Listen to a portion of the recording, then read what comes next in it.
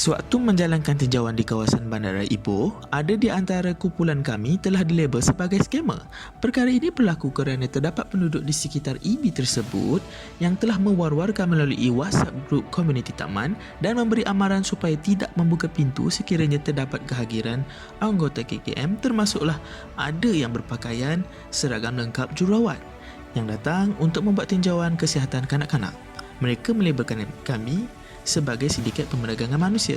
Isu ini diselesaikan apabila kami berjumpa dengan individu yang menularkan isu ini sewaktu menjalankan tinjauan. Kemudian individu tersebut menyampaikan permohonan maaf kepada kami dan mengemukakan penyelesaian dengan cara menangkap gambar kami dan mewawarkan kembali ke dalam WhatsApp grup komuniti dengan menyatakan kami merupakan anggota KKM sebenar yang sedang melakukan tinjauan NHMS MCH.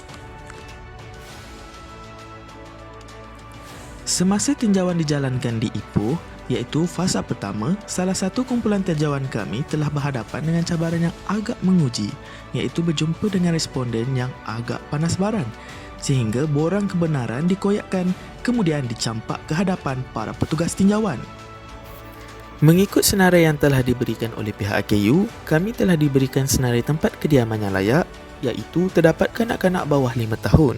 Tetapi apabila tiba di lokasi rumah tersebut, status tempat kediaman berubah menjadi tidak layak, seperti rumah kosong dan tiada kanak-kanak berumur 5 tahun dan ke bawah. Rentetan itu menyebabkan kesukaran kepada pihak petugas untuk mengumpul data pada masa yang ditetapkan.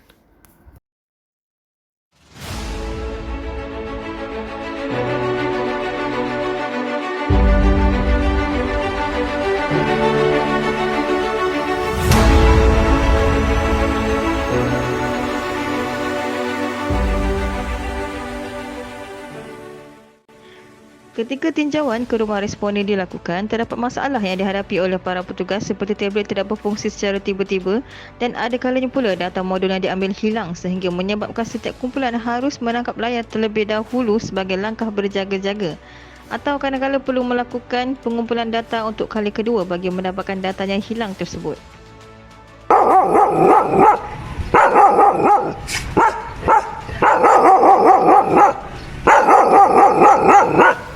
Antara cabaran yang paling mencabar yang perlu dihadapi oleh pasukan pengumpul data adalah perlu berhadapan dengan anjing liar di kawasan kediaman responden. Ini termasuklah anjing yang dipelihara sendiri oleh responden.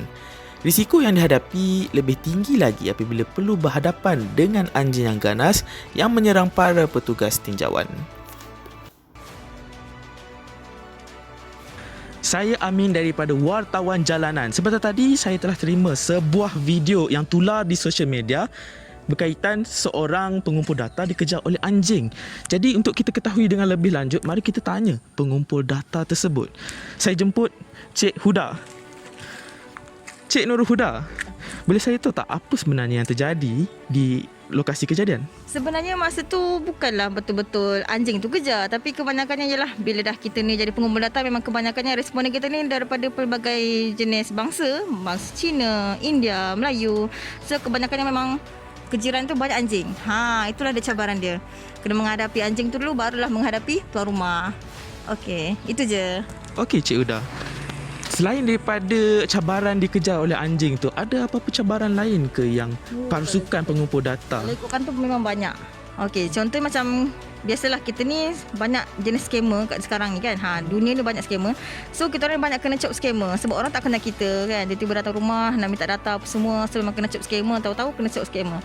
Pernah kita orang kena koyak kertas daripada muka, diguna responden koyak campak. Selain tu kita orang ada juga macam cabaran lain macam tablet masalah semua, nak collect data tu tablet problem. Lepas tu pula contoh lagi kalau TK tu maksudnya tempat kediaman yang kita orang target untuk pergi dapat layak.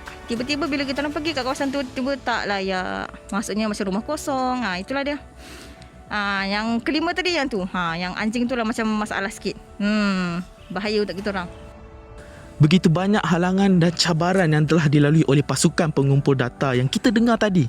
Okey Cik Nurul Huda, saya ada beberapa soalan. Lepas kita dengar semua tadi, ada tak apa-apa cadangan dan penambahbaikan yang Cik Nurul Huda boleh utarakan? Kalau ikutkan adalah beberapa cadangan dan permainan yang saya rasa macam perlu. Tapi kalau macam dia disebabkan lepas berbincang dengan tim-tim saya apa semua, most importantly yang paling penting sekali yang kami rasa perlu IKU improve is contoh macam bahan dekat social media tu memang kena lagi besar, lagi meluas. Sebab kebanyakan yang tempat yang kami pergi, dia orang tak tahu pun kami akan buat tinjauan dekat situ. Tu yang ramai yang akan claim kami scammer. Kedua sekali yang bahagian sebab yang kata tiket, layak kepada tiket, tak layak tu, ada responden yang kami pergi tempat rumah dia, tiba-tiba kata tak layak sebab anak dia dah melebihi 5 tahun.